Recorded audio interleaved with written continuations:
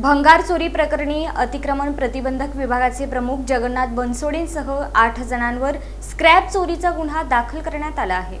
सोलापूर महापालिकेच्या अतिक्रमण विभागाकडून जप्त करण्यात आलेले साहित्य आणि भंगार दिवसाढवळ्या वाहनांमधून बाहेर नेले जात असल्याचा गंभीर आरोप शिवसेना गटनेते अमोल शिंदे यांनी करत महापालिकेतील कारभारावरच प्रश्नचिन्ह उपस्थित केले। या घटनेमुळे महापालिका वर्तुळात एकच खळबळ उडाली आहे। महापालिकेच्या स्टोअर विभागात अतिक्रमण कारवाई दरम्यान जप्त केलेले साहित्य तसेच भंगार ठेवण्यात येते। सोमवारी सकाळी एका वाहनातून येथील साहित्य बाहेर नेण्यात आले। विशेष म्हणजे काही वेळाने तेच वाहन पुन्हा स्टोअर विभागात दाखल झाले।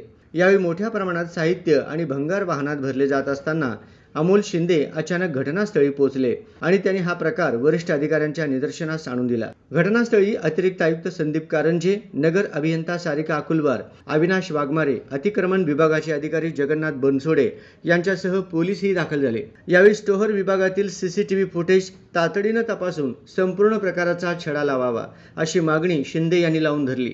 अखेर अतिरिक्त आयुक्त संदीप कारंजे यांनी ही प्रकार गंभीर असल्याचे मान्य करत संबंधितांवर FIR दाखल करण्याचे स्पष्ट आदेश दिले। दरम्यान या प्रकरणी सदर बाजार पोलीस ठाण्यात सोमवारी रात्री उशिरा गुन्हा दाखल झालाय। स्वतः अमोल शिंदे आणि काँग्रेसचे गट नेते चेतन नरोटे हे दोन्ही नेते सदर बाजार पोलीस ठाण्यात बराच वेळ ठाण मांडून होते। महापालिकेचे उपअभियंता अविनाश वाघमारे यांनी दिलेल्या फिर्यादीवरून अतिक्रमण विभागाचे प्रमुख जगन्नाथ बनसोडे, कनिष्ठ अभियंता दीपक कुंभार, सचिन गाडे, जमीर हैदर इनामदार, इतर 3 अनोळखी इसम अशा विरुद्ध गुन्हा दाखल झालाय।